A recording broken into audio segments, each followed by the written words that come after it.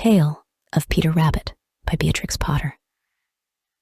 Once upon a time, there were 4 little rabbits, and their names were Flopsy, Mopsy, Cottontail, and Peter. They lived with their mother in a sandbank underneath the root of a very big fir tree. "Now, my dears," said old Mrs. Rabbit one morning, "you may go into the fields or down the lane, but don't go into Mr. McGregor's garden. Your father had an accident there. He was put in a pie by Mrs. McGregor. Now run along, and don't get into mischief. I am going out." Then old Mrs. Rabbit took a basket and her umbrella to the baker's. She bought a loaf of brown bread and 5 currant buns.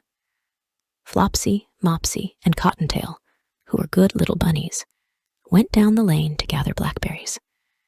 But Peter, who was very naughty, ran straight away to Mr. McGregor's garden and squeezed under the gate. First, he ate some lettuces and some French beans, and then he ate some radishes. And then, feeling rather sick, he went to look for some parsley. But round the end of a cucumber frame, whom should he meet but Mr. McGregor? Mr. McGregor was on his hands and knees planting out young cabbages, but he jumped up and ran after Peter, waving a rake and calling out, "Stop, thief!"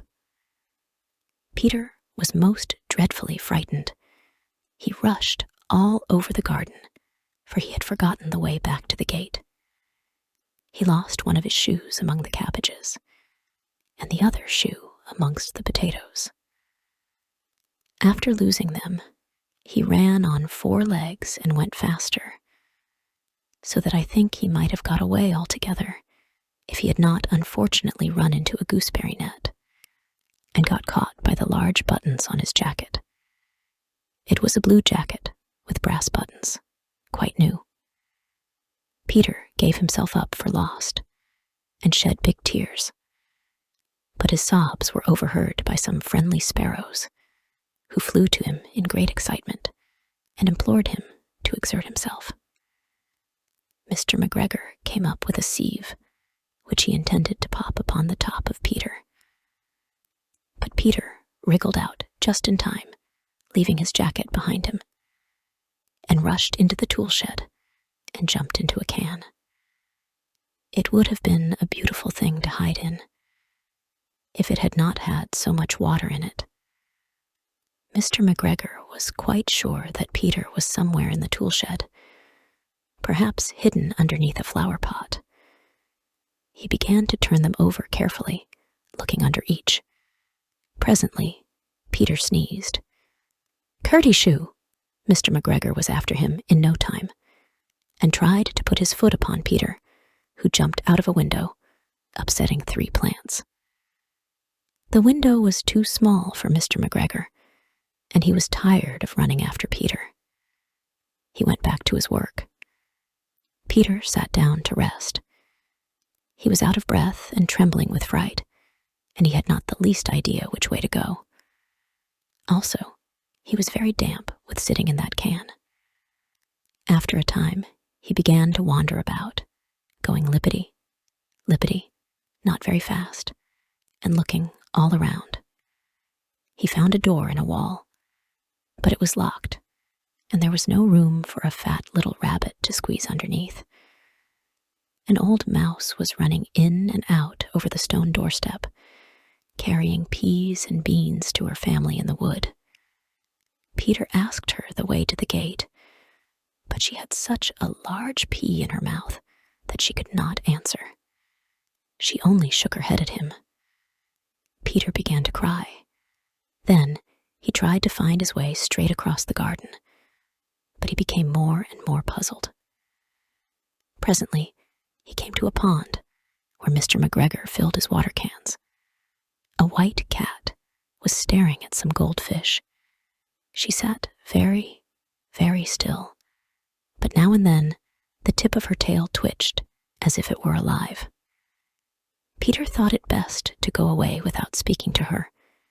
He had heard about cats from his cousin, little Benjamin Bunny, He went back towards the tool shed, but suddenly, quite close to him, he heard the noise of a hoe. Scrr, rich, scratch, scratch, scritch.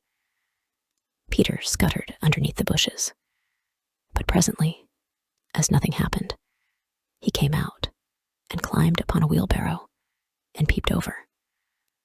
The first thing he saw was Mr. McGregor hoeing onions. His back was turned towards Peter, and beyond him was the gate. Peter got down very quietly off the wheelbarrow and started running as fast as he could go, along a straight walk behind some black currant bushes. Mr. McGregor caught sight of him at the corner, but Peter did not care. He slipped underneath the gate and was safe at last in the wood outside the garden. Mr. McGregor hung up the little jacket and the shoes for a scarecrow to frighten the blackbirds. Peter never stopped running or looked behind him till he got home to the big fir tree. He was so tired that he flopped down upon the nice, soft sand on the floor of the rabbit hole and shut his eyes. His mother was busy cooking.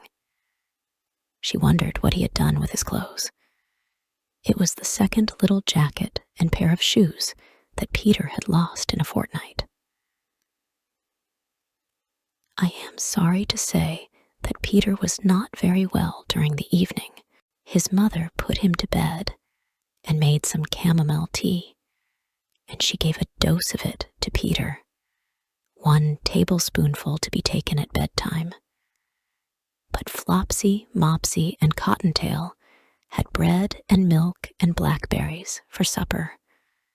His mother put him to bed and made some chamomile tea, and she gave a dose of it to Peter, 1 tablespoonful to be taken at bedtime. But Flopsy, Mopsy, and Cottontail had bread and milk and blackberries for supper.